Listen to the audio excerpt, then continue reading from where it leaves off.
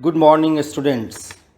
Now we shall discuss another topic of electrostatics, and the topic is superposition principle, which explains forces between multiple charges. Superposition principle. First of all, we shall learn what is the meaning of the word superposition. This one. So superposition means action of placing one thing on or above another so that they may coincide. I repeat, superposition means action of placing one thing on or above another so that they may coincide. In support of this sentence, we may take an example also. An example is the random superposition of many waves of different wavelengths. Means when many waves are traveling in any medium, they superpose on each other. Students, in Coulomb's law, we had calculated the mutual electric force between two charges. Now, the question arises that how can we calculate the force on a single charge if several charges are around it? For this purpose, the principle of superposition gives a method to compute force on any charge when several charges are interacting. So we can write the statement of the superposition, and it states that when a number of charges are interacting, the total force on any charge is the vector sum of all the forces on that charge due to the other charges.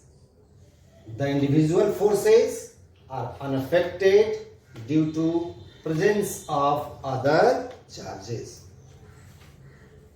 Suppose n stationary charges q1, q2, q3 qn are interacting with a point charge q0 in vacuum, then according to superposition principle, the total force on charge q0, this charge, total force on charge q0 due to all other charges will be written as F is equal to F01 plus F02 plus F03 plus F04 plus F0 n times.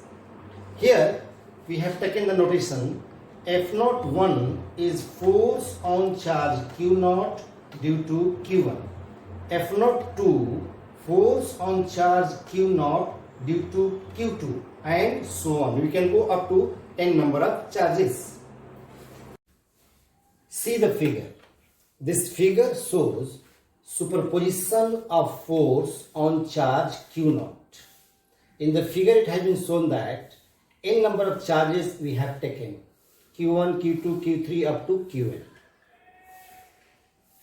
Suppose as shown in figure, n necessary charges are interacting with charge Q0.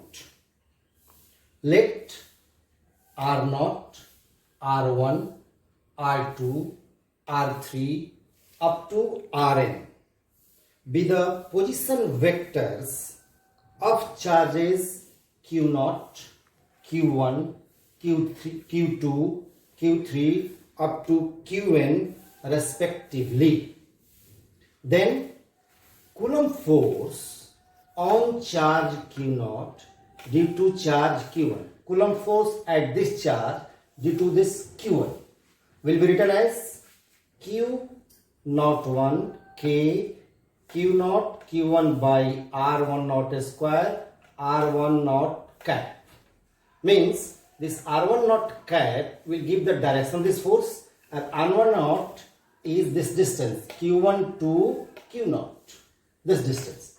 So this equation gives the Coulomb's force on charge Q1 Q naught due to charge Q. So now over here F naught 1 is equal to K Q naught Q1 by R1 naught square into this direction unit vector replaced by this equation. Why? Because unit vector is the vector divided by its magnitude. So R1 naught is a unit vector. So R1 naught is equal to R1 naught vector by its magnitude R1 naught. Now at next step we shall put the value of this R1 naught. So F naught 1 is equal to K Q naught Q1 by R1 naught Q because 2 and 1 equal to 3 Q R1 naught. This R1 naught will calculate from this figure.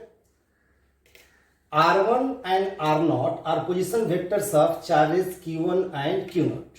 So look this here, R1 to R1 naught here up to Q2 is equal to R naught. So in the figure here written R1 plus R1 naught. R1 plus R1 naught is equal to R naught. R naught this one.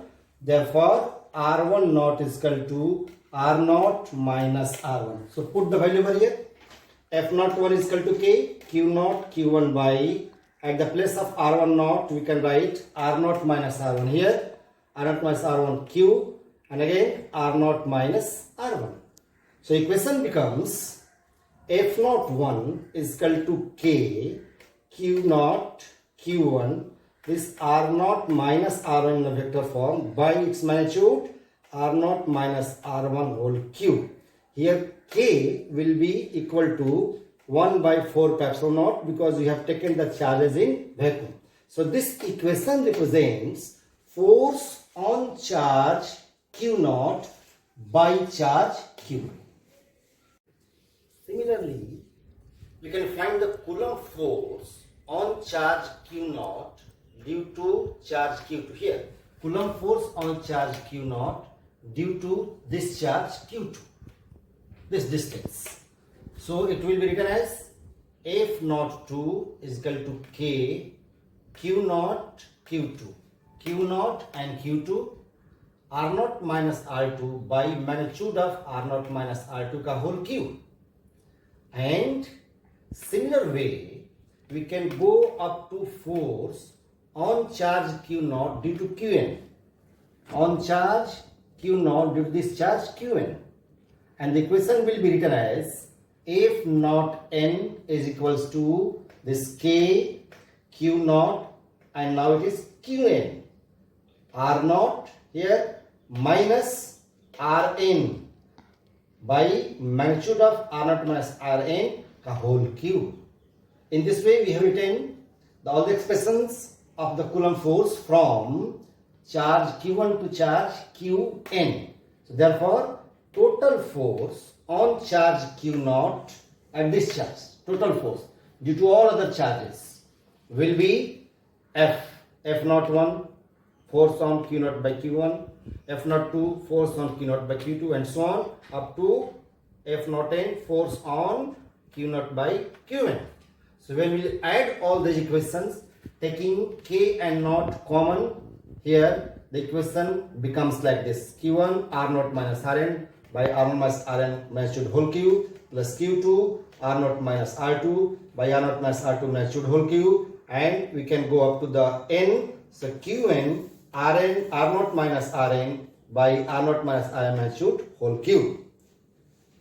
This final equation of Coulomb force on charge Q naught due to all other n number of charges can also be written in summation form also, like this. Here this force is F K Q naught, and at the place of all sums summation Qi R naught minus Ri by R naught minus Ri whole cube, where this I stands for 1 to n. From charge q1 to charge qn. Students, it should be noted that the magnitude of force can be obtained by the parallelogram law of vector. That's why I have written in words. The force of mechanical origin can be added according to parallelogram law of vector. And for example, we can see the figure also. Here in this figure, it is shown the superposition of force on charge Q0 by Q2 and Q3. See this figure, this parallelogram. F02 is the force on Q0 by Q2. F03 is the force on Q0 by Q3. And this F gives the resultant of F02 and F03. So this F can be determined by this equation following the parallelogram law of vector. F is equal to under root magnitude of F02 square plus F03 square plus 2 F02 F03 cos theta, where theta is angle between both the forces F02 and F03. This angle is theta, angle between F02 and F03. Students, this explains completely the superposition principle, or we can say the force between the multiple charges. Now we shall solve the problems from the assignment.